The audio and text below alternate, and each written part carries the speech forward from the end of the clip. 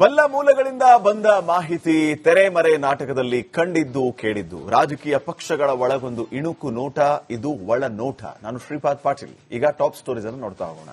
Top story number 1 ವೀಕ್ಷಕರೇ, silence ಅಂದ್ರೆ siren ಹಾಕಿದ್ರು ಅಂತ. ಏನು ಇದು? ಸೈಲೆನ್ಸ್ ಪ್ಲೀಸ್ ಅಂದ್ರೆ ಸೈರನ್ ಹಾಕಿದ ಕತೆ. ರಾಜ ತನ್ನ ಆಸ್ಥಾನಿಕರಿಗೆ ಈಗ ಸುಮ್ನಿರಿ ಅನ್ನೋಕೆ ಸದ್ದು ಅಂತ ಆಜ್ಞೆ ಮಾಡಿದ್ರೆ ಆಸ್ಥಾನಕರು ಅತ್ಯುತ್ಸಾಹದಿಂದ ಗುದ್ದು ಕೊಟ್ಟು ಯುದ್ಧಕ್ಕೇ ಹೋದ ಚಿತ್ರಕಥೆ. ಕಾಂಗ್ರೆಸ್ ಪಾಳೆಯದೊಳಗಿನ ಈ ನೀಳ್ಗತೆಯೇ ಇವತ್ತಿನ ಒಳನೋಟದ ಮೊದಲ ಕತೆ. ಟಾಪ್ ಸ್ಟೋರಿ ನಂಬರ್ 1 ಅಲ್ಲಿ ಇದರ ಡೀಟೇಲ್ಸ್ ಅನ್ನ ನಿಮಗೆ ಅರ್ಥವಾಗೋ ರೀತಿಯಲ್ಲಿ ನಾವು ಹೇಳ್ತಾ ಹೋಗ್ತೀವಿ. ಇನ್ನು ಎರಡನೇ ಸ್ಟೋರಿ ಏನಂತಂದ್ರೆ ಬೆಳಗಾವಿ ಅಡ್ಡದಾರಿ. ಅಡ್ಡ ಮತದ ದಾರಿ ಹುಡುಕಿ ಹೊರಟಾಗ ಎರಡೂ ಪಕ್ಷಗಳ ನಾಯಕರಿಗೆ ವಿಭಿನ್ನ ದಾರಿಗಳು ಕಾಣಿಸಿದೆ. ಕಾಂಗ್ರೆಸ್ಗೆ ಬೆಳಗಾವಿ ಮಾರ್ಗ ಕಾಣಿಸಿದ್ರೆ ಬಿಜೆಪಿಗೆ ಅನೈತಿಕ ಮಾರ್ಗ ಕಾಣಿಸಿದ್ದು ನಮ್ಮ ಒಳನೋಟದ ಟಾಪ್ ಸ್ಟೋರಿ ನಂಬರ್ 2. ಈಗ ಸ್ಟೋರಿ ನಂಬರ್ 1 ಅನ್ನು ನೋಡೋಣ ವೀಕ್ಷಕರೇ.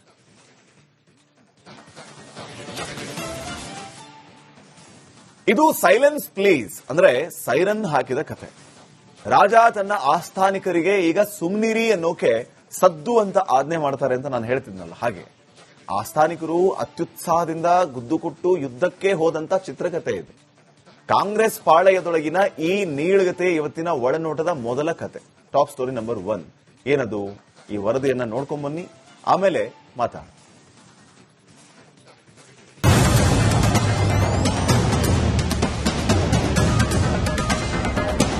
ಮುಖ್ಯಮಂತ್ರಿಯಾಗಿ ವೈಯಕ್ತಿಕ ವರ್ಚಸ್ಸಿನ ಮೇಲೆ ಮಾಸ್ ಲೀಡರ್ ಆಗೋ ಪ್ರಯತ್ನದಲ್ಲಿ ಡಿಕೆ ಶಿವಕುಮಾರ್ ಇದ್ರೆ ಅವರ ಬೆಂಬಲಿಗರು ಅವ್ರಿಗಿಂತ ಒಂದ್ ಹೆಜ್ಜೆ ಮುಂದೋಗಿದ್ದಾರೆ ಅಂತಂದಿದ್ದು ನಮ್ ಗುಸ್ಗುಸು ಗೋವಿಂದಣ್ಣ. ಅರೆ ಅಂತದ್ದೇನಾಯ್ತು ಅಂತ ಕೇಳಿದ್ರೆ ಅವ್ರು ತೋರಿಸಿದ್ದು ಈ ವಿಡಿಯೋ.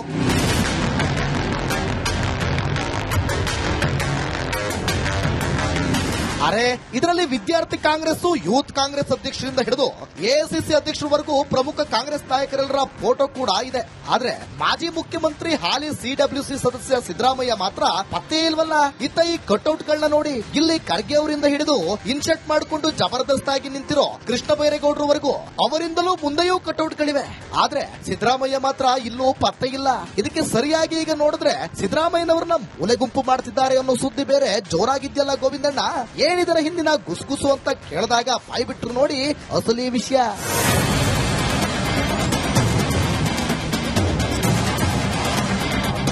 ವಿಧಾನಸೌಧದ 3ನೇ ಮಹಡಿಯ 323ನೇ ನಂಬರಿನ ಕೊಠಡಿ ಮೂಲಗಳ ಮಾಹಿತಿ ಏನಪ್ಪಾ ಅಂದ್ರೆ, ಮುಖ್ಯಮಂತ್ರಿಯಾಗಿರೋ ಡಿಕೆ ಶಿವಕುಮಾರ್ ಸ್ವಂತ ವರ್ಚಸ್ ಬೆಳೆಸಿಕೊಂಡು ತನ್ನ ನಾಯಕತ್ವದ ಬಲದ ಮೇಲೆ ಮಾಸ್ ಲೀಡರ್ ಆಗೋ ಪ್ರಯತ್ನದಲ್ಲಿದ್ದಾರಂತೆ.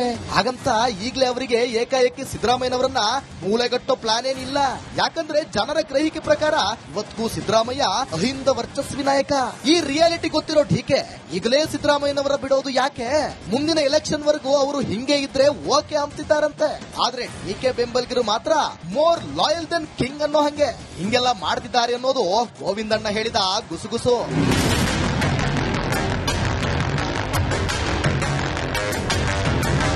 ಇದು ಹೆಂಗಿದ್ಯಪ್ಪ ಅಂದ್ರೆ ಮೂಗಿಗಿಂತ ಮೂಗುತ್ತಿ ಬಾರ ಅನ್ನೋ ಹಂಗೆ ಸಿಎಂಗಿಂತ ಅವರ ಬೆಂಬಲಿಗರ ರಣೋತ್ಸಾಹದಿಂದ ಹಿಂಗೆಲ್ಲ ಆಗ್ತಿದೆ ಅಂತಿವೆ ಕ್ವೀನ್ಸ್ ರೋಡಿನ ಕಚೇರಿ ಮೂಲಗಳು. ಆ ಸೋರ್ಸ್ ಗಳೇ ಹೇಳೋ ಪ್ರಕಾರ ಹಿಂಗೆಲ್ಲ ಏನೋ ಇದೆ ಸರಿ. ಹಂಗಂತ ಮುಖ್ಯಮಂತ್ರಿಗಳಿಗೆ ಮಾಸ್ ಲೀಡರ್ ಆಗೋ ದುರಾಲೋಚನೆ ಇಲ್ಲ ಅಂತೇನೂ ಅಲ್ಲ. ಹಂಗಂತ ಸಿದ್ದರಾಮಯ್ಯನವರನ್ನ ಮೂಲೆ ಗುಂಪು ಮಾಡೋ ದುರಾಲೋಚನೆಯಂತೂ ಇಲ್ಲ ಅಂತಿವೆ ಅವೇ ಸುದ್ದಿ ಮೂಲಗಳು.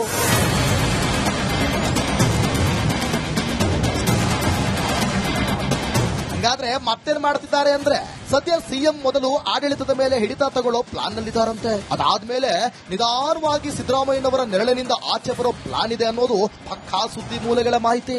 ಒಟ್ನಲ್ಲಿ ಮುಖ್ಯಮಂತ್ರಿಗಳು ಒಂದೆಡೆ ಸಿದ್ದರಾಮಯ್ಯನವರ ಕಾಲಿಗೆ ಬಿದ್ದು ಒಪ್ಪಿಕೊಳ್ಳುವಂತೆ ಮಾಡೋ ಪಾಲಿಟಿಕ್ಸ್, ಮತ್ತೊಂದೆಡೆ ಪ್ರಮುಖ ಕಾರ್ಯಕ್ರಮಗಳಲ್ಲಿ ತಾವೇ ಹೈಲೈಟ್ ಆಗೋ ಪಾಲಿಟಿಕ್ಸ್, ಎರಡನ್ನೂ ಏಕಕಾಲಕ್ಕೆ ಮಾಡ್ತಾ ಇರೋ ಭಯಂಕರ ಟ್ರಿಕ್ಸ್ ನಮ್ಮ ಒಳನೋಟಕ್ಕೆ ಕಂಡಿದೆ.